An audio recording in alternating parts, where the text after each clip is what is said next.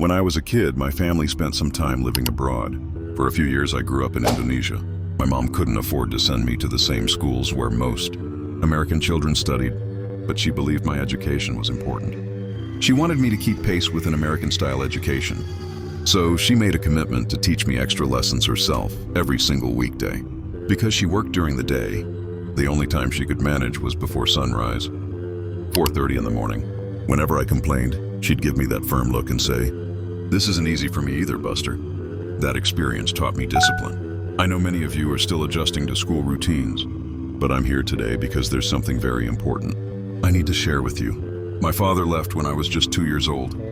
I was raised by a single mother who worked long hours, often struggling to pay bills.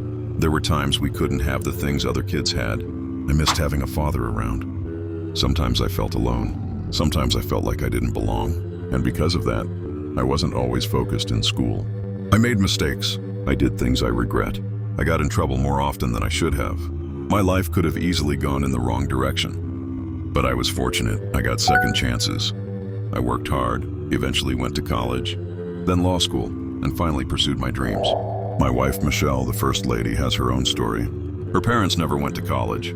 They didn't have much money either, but they worked hard, and she worked even harder, eventually earning her way into some of the best schools in the country. Maybe some of you don't have those same opportunities. Maybe no adult at home pushes you forward.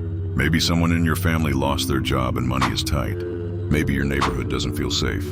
Maybe your friends try to pull you into things you know are wrong. But even in those circumstances, your potential is enormous. Maybe you're destined to be a great writer, capable of publishing books or articles that inspire the world. You might not realize it until you're asked to write a simple paper in your English class. Perhaps you're meant to invent something revolutionary, the next iPhone, or a breakthrough medicine. You won't know unless you dive into that science project.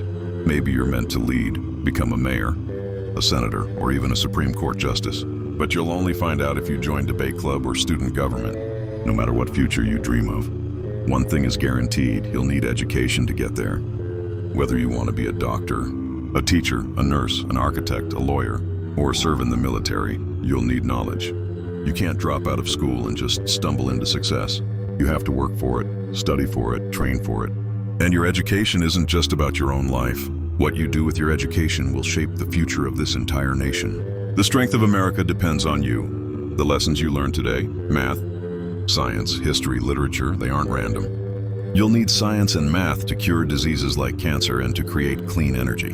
You'll need history and social studies to fight injustice, poverty, and discrimination.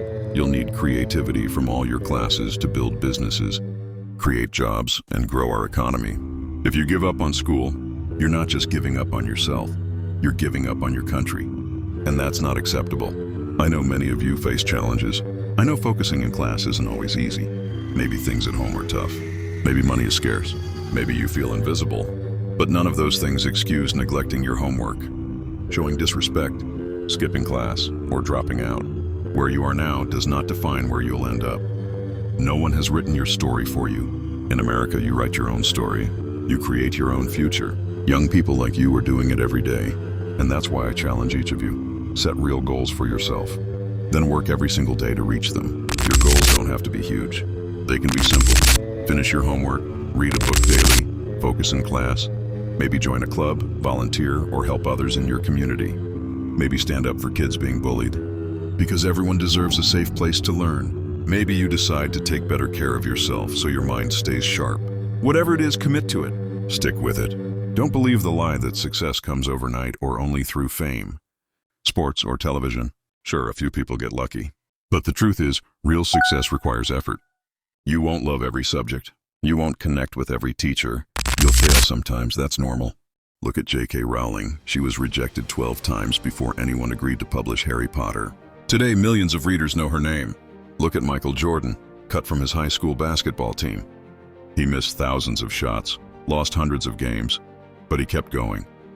He once said, "I have failed over and over and over again in my life, and that's why I succeed." Failure doesn't define you. Failure teaches you. Failure guides you. If you get in trouble, that doesn't make you a bad kid. It means you need to adjust your behavior. If you get a failing grade, it doesn't mean you're dumb. It means you need more study. Nobody is born great. Greatness is built. You don't become a star athlete the first time you touch a ball. You don't hit perfect notes the first time you sing. You practice, you try, you improve. School is the same. You might need to solve a math problem several times before you understand it. You might need to reread a book before it clicks. You might need to rewrite an essay multiple times before it's good enough. That's normal. Don't be afraid to ask for help. Asking questions shows strength, not weakness. It means you're brave enough to admit you don't know, and that opens the door to learning something new. Find people you trust, parents, grandparents, teachers, coaches, counselors, and lean on them. And even if life gets hard, even if others doubt you, never give up on yourself. Because giving up on yourself means giving up on your country. The American story isn't about quitters, it's about resilience. About people who kept fighting when times were tough. About students who, 250 years ago, became revolutionaries and built this nation. About students 75 years ago who endured a Great Depression, fought a world war, and stood for civil rights.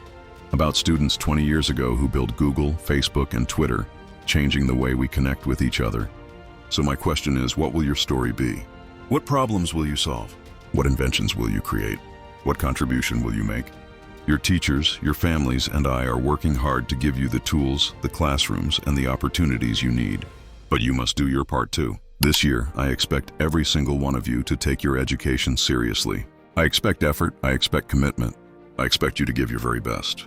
Don't let your family down. Don't let your country down. But above all, don't let yourself down. The future is waiting for you. Make us proud.